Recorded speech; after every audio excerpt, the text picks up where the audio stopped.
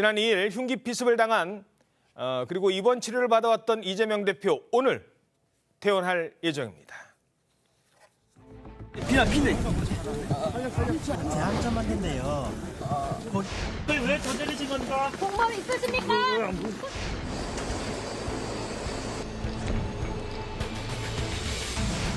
야당 대표 그리고 국회의원이라는 신분으로 위력을 행사를 한 것이고 특혜를 요구를 한 것이고 본인이랑 가까운 사람, 본인의 가족이라고 생각을 해도 그런 말을 할 수가 있을까요?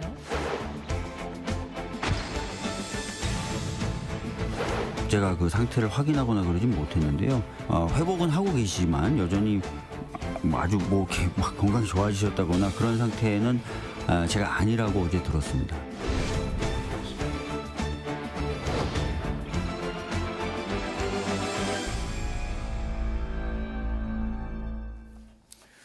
네, 오늘 서울대병원에 모입니다. 부산대병원이 아니라 제가 실수한 겁니다. 뭐 일부러 그런 건 아니에요.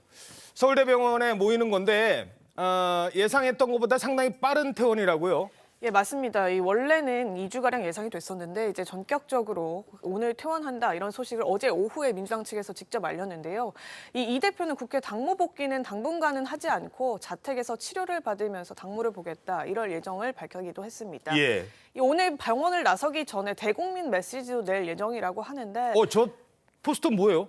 예, 저건 이제 지지자들이 올린 포스터인데요. 오늘 아마 오전 중으로 퇴원할 거다 이런 소식이 알려졌고 실제 어제 일부 언론에서 시간까지 적시하는 기사를 내면서 저렇게 이재명 대표를 지지하는 강성 지지층이 지난번에 이제 법원에 출석하고 이럴 때 검찰에 나가고 이럴 때의 상황처럼 병원 앞으로 좀 집결해라 이렇게 포스터를 만든 겁니다. 어허. 과거 이제 유세 장면을 담은 저 사진을 포스터로 같이 만든 건데요. 아마 이재명 대표가 이런 지지자들 또 국민들을 향해서 언론이 방문할 예정이니까 피습 이후에 첫 공개 메시지를 낼 예정이라고 합니다. 지금 의사소통도 원만한 상태라서 어허. 목소리를 낼 수 있는 수준이라 아마 메시지를 낼 거라고 하는데요. 국민과 또 의료진에 대한 감사 인사 위주로 전하겠다 이렇게 밝혀진 상태입니다. 예, 아직까지 그러니까 지금 입원한 뒤로 어떤 정치적 메시지라든가 뭐 개인적 메시지가 없었는데 오늘 첫 일성이 어떤 걸지 되게 이제 궁금해지는 대목입니다. 좀 빠르다 퇴원이 이런 얘기도 있긴 하거든요. 어떻게 보십니까? 근데 지금까지는 이제 그 민주당 당직자들이 주로 이재명 대표의 상태를 이제 언론에 공개해 왔잖아요. 예. 그거는 사실 전문적인 소견은 아니에요. 그러니까 저는 그 부분에 그동안 뭐 별로 신뢰를 하지 못했던 상태고 사실은 좀 빠르다. 근데 제가 알아본 이제 의사들한테 그 견해를 종합하면 사실 이 정도의 사안이면 대략 뭐 일주일 정도면 예. 퇴원이 가능한 수준이라고 하거든요. 그렇기 때문에 아마 예상보다 빠르다는 건 민주당 측의 설명을 믿을 때 예상보다 빠르다는 것이고 예. 실질적으로 일주일 정도면 퇴원이 가능한 수준이다. 저는 이렇게 듣고 있었고 그런 점에서 본다면 오늘 이제 8일차에 지금 퇴원하는 거잖아요. 그러니까 뭐 그 정도면 충분히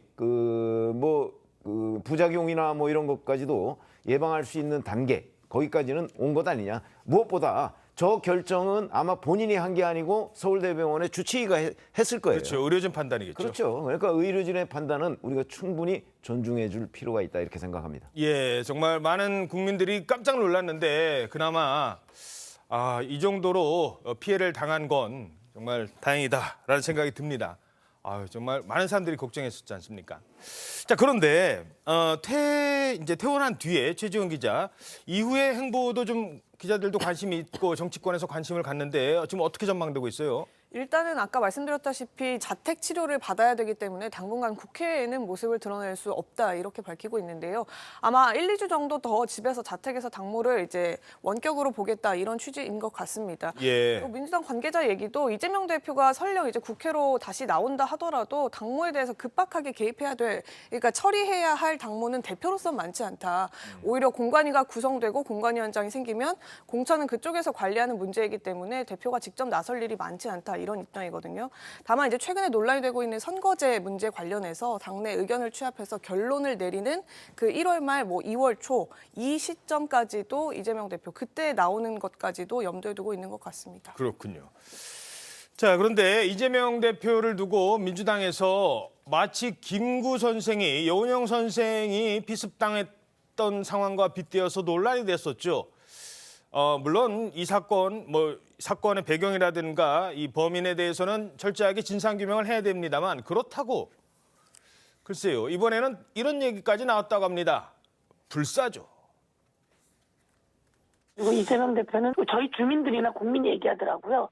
불사조다. 불사조처럼 살아서 나라에 큰일을 하게 될 거다 이렇게 얘기하더라고요. 그래서 저도 그렇게 되었으면 좋겠다 생각합니다.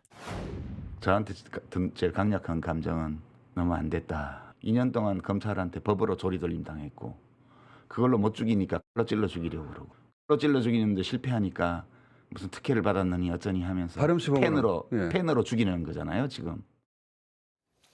자, 불사조. 이 상황 어떻게 보십니까?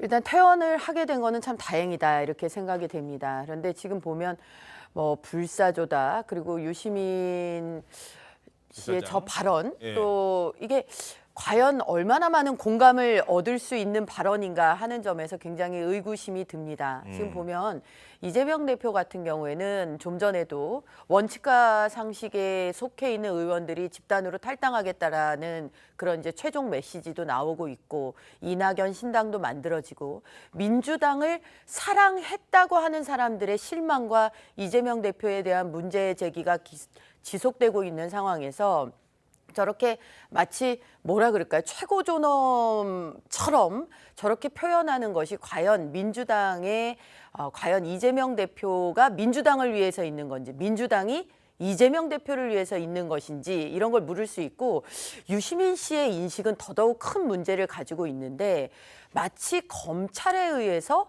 박해당한 그런 모습을 계속해서 가지고 가려고 그러는 것 같아요. 그런데 대장동 사건의 시작도 민주당 경선 과정에서 불거져 나온 의혹 제기가 지금까지 되고 있는 것이고 성남FC 백현동 사건이라든지 선거법 위반 사건이든지 전부 자기가 자초해서 지금 수사를 받아야 되는데 오히려 야당 대표기 때문에 수사가 지연되고 재판이 지연되고 지금까지 결론이 안 나고 있는 상황. 게다가 뭐 이제는 선거법 위반 판사까지도 그냥 옷 벗고 나가겠다 이렇게 지금 얘기를 하고 있는 상황이기 때문에 과연 유시민 씨 같은 경우에는 더 이상 잃을 게 없어서 저런 발언을 하시는 건가요? 좀 안타깝다는 생각이 듭니다. 예, 어떻게 보셨습니까? 일단 뭐 정치인 개인을 영웅화한다든가 이런 건 바람직하지 않은데 정치인의 어떤 그런 이력을 보고 브랜딩한 사례는 많습니다. 예를 들면 고난의 세월을 걸었던 DJ 같은 경우에 김대중 대통령 같은 경우에 인동초라고 불려졌던 적도 있고요.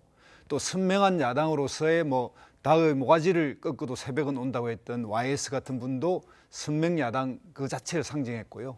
또 우리가 알고 있는 바보 노무현 이런 것도 이제 일종의 정치인을 브랜딩한 거 아니겠습니까? 이게 스스로 만든 거라기보다는 국민들이 그렇게 볼 때 느낌이 있는 거니까 이런 경우에 이제 정치인들이 나서서 이런 이야기를 할 때 약간 반감이 있을 수 있으나 국민들이 볼 때 그리고 이 이재명 대표 같은 경우에는 상대 당이나 경쟁자 쪽에서 끊임없이 이 문제를 마치 한동훈 위원장을 키워주듯이 이재명 대표를 또 한편 그렇게 키워주고 있는 것도 사실입니다. 검찰의 이런 수사나 재판의 과정이나 대한민국 역사에서 어쨌든 대통령 선거를 했던 후보자가 선거법 위반으로 재판받는 것도 첫 사례고요. 이런 식의 어째 끊임없이 거기다 테러까지 당했으니까 앞으로 아마 국민들이 이재명 대표의 어떤 이런 별칭 이런 것도 등장하지 않을까 이런 생각을 합니다. 예. 근데 과거 사례를 찾아보면 저런 경우는 꽤 많이 있습니다. 이제 그 공천을 받기 위해서 대표를 일종의 우상화하는 거 아니겠어요? 저런 것들이 굉장히 많았기 때문에 그리고 그런 사람들이 나중에 복귀해 보면 결국 공천을 받더라. 뭐 이런 얘기가 되는 거죠. 참 씁쓸한 장면이라고 생각을 합니다. 예. 물론 뭐 유시민 이사장이야 공천 받으려고 하는 얘기는 아니겠습니다만 본인의 생각들도 있겠고 뭐 여러 생각을 하게 합니다. 이재명 대표 오늘 퇴원을 합니다. 그런데 퇴원으로 끝날 것 같지 않은 공방이 있죠. 이 치료 과정에서 헬기 이송 논란 이건 지금 의사들이 화가 나 있기 때문에 아마 법적 공방으로까지 비화될 것 같습니다. 야당 대표 그리고 국회의원이라는 신분으로 위력을 행사를 한 것이고 특혜를 요구를 한 것이고 진료에 있어서의 패스트트랙 그리고 수술에 있어서의 일반 국민들 순서를 띄워서 새치기를 한 것입니다.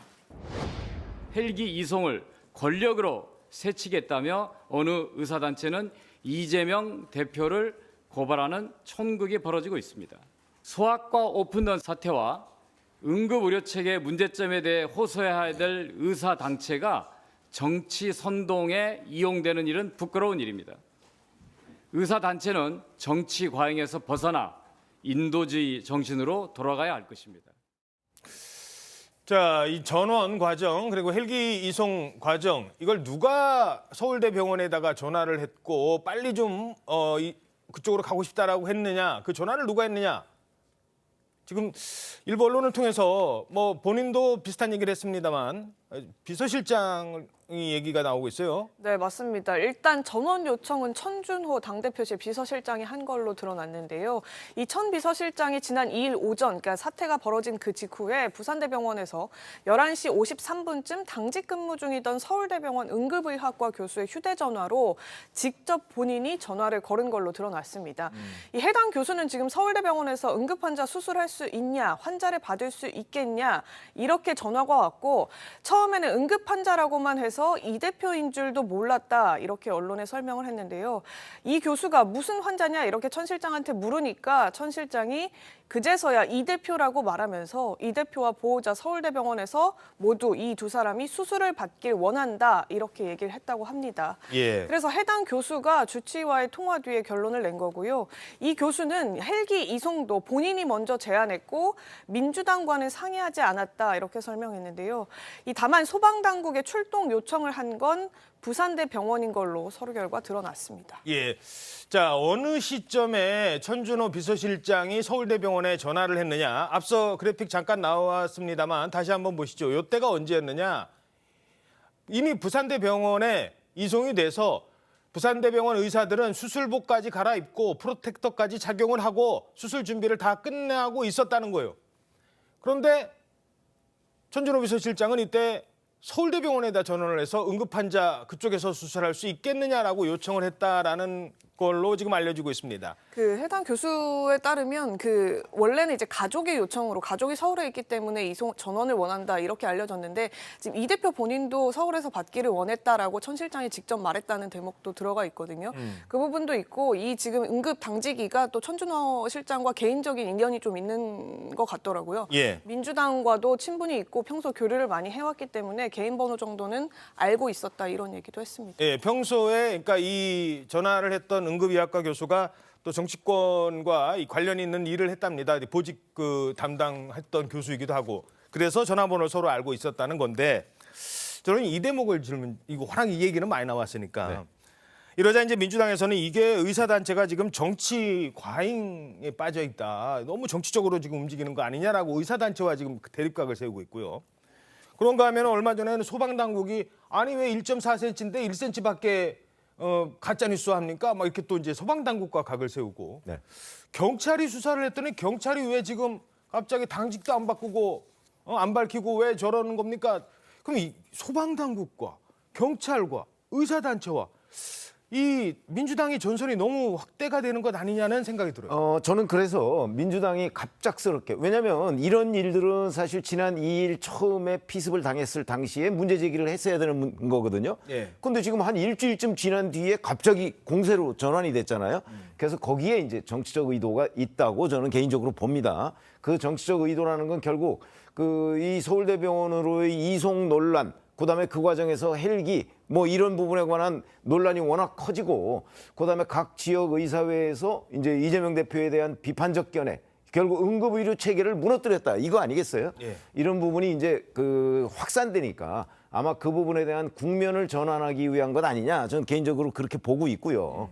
그래서 이제 관련된 모든 곳에 대한 비판의 수위를 높이는 거죠. 예. 그것 때문에 사실은 서울대병원 이송 논란은 지금 잠잠에 들어가 버렸습니다. 예. 원래는 왜 이재명 대표가 이 응급의료 체계를 무시하고 본인이 직접 서울대병원으로 옮길 것에 동의하고 그 비서실장이 이런 일을 했느냐 하는 것들이 굉장히 많은 여러 가지의 법적, 정치적 문제를 낳고 있는데 그런 부분을 지금 국면을 바꾸기 위해서 그 민주당이 이렇게 전환을 시도하고 있다. 저는 그렇게 봅니다. 예, 사실 이 문제는 그동안 많이 좀 다뤄온 문제이긴 한데 요거 하나만 더 질문드리죠. 오늘 이제 이재명 대표가 이제 퇴원을 하면서 지금 최지원 기자 얘기로는 국민들 걱정해 주셔서 고맙습니다. 이런 메시지를 낼 것으로, 그건 뭐 당연히 예상이 되는 건데 플러스 이송 과정에 대해서 어떤 식으로든 언급이 있을 건지 없을 건지 사실은 이것도 관심을 가거든요. 어떻게 보십니까?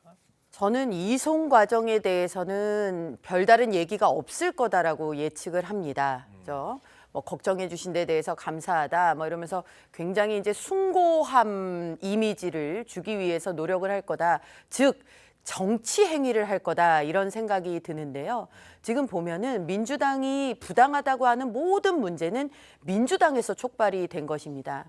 국회의원이든 또 당대표든 이게 공적으로 훈련이 되어 있어야 되는데 그 공적으로 훈련이 되어 있어야 된다라는 얘기는 어떤 상황에 더더군다나 저런 이제 긴박한 상황 속에서 그 행하는 것이 국민의 눈높이와 국민의 상식에 부합하는 행동을 할 수 있어야 되는 것이죠. 즉 환자의 상태는 부산대 병원으로 실려갔기 때문에 부산대 병원에서 제일 잘 알고 전원 요청을 하는 것도 응급적 필요에 따라서 부산대에서 먼저 했어야 되는 것이고 헬기 사용에 대한 여부도 의학적으로 필요한 경우에 긴급성을 인정받아서 해야 되는 것인데 그 모든 것들이 지금 보면은 천준호 비서실장이 요청을 했다. 당직 의사가 마침 개인적으로 아는 사람이었다. 헬기 부분도 뭐 A 교수라고 하는 의사가 요청을 했다. 일반 국민들은 도저히 그런 라인에 접촉을 할 수도 없고 접근할 수도 없는 모든 방식으로 이루어졌다는 것이거든요. 근데 이 부분에 대한 의사협회의 문제제기도 정치적이라고 그러고 뭐 소방당국의 문제제기도 다 정치행위라고 그러고 그럼 민주당은 비판의 성역이라는 얘기인가요? 민주당이 의회의 다수당입니다. 절대 다수당인데 그런 의회가 자기들은 지속적으로 민주당은 피해자고 자기네들에 대한 모든 문제 제기는 박해라고만 주장하는 것을 과연 누가 동의할 것인가라는 것을 되묻고 싶습니다. 예, 뭐 이 헬기 이송 논란은 그동안 많이 다뤘기 때문에 이 정도로 하겠습니다. 근데 이제 이재명 대표가 오늘 관련된 얘기를 할지 안 할지 그게 관심이라는 점, 그리고 이 비습 당시에도 이재명 대표는 의식이 있었다라는 점, 그래서 그 상황을 잘 알고 있을 것이다라는 점까지 말씀을 드리죠. 자, 이제는 그 공격한 피의자, 이 피의자 김 씨에 대한 수사도 좀 다뤄봐야 될 것 같습니다. 경찰이 김 씨에 대한 신상 공개 이걸 안 하기로 했어요. 이유가 뭡니까? 예, 어제 오후에 신상정보 공개 심의위원회를 열어서 오후 결론을 냈는데요. 결국에는 비공개하기로 했습니다.